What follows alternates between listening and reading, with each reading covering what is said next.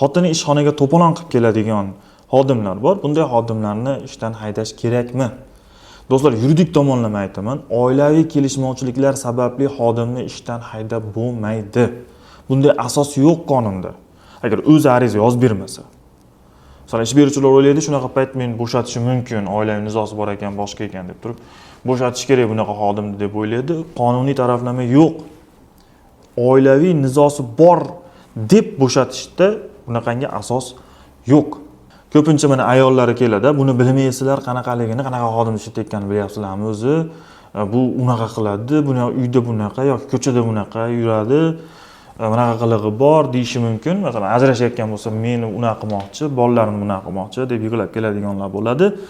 Ish beruvchilar shunaqa payt xulosa qilishga shoshilmaslik kerak.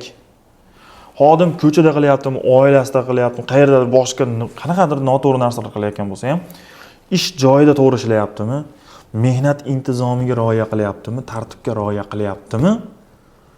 Bo'ldi, uni bo'shatishga asos yo'q.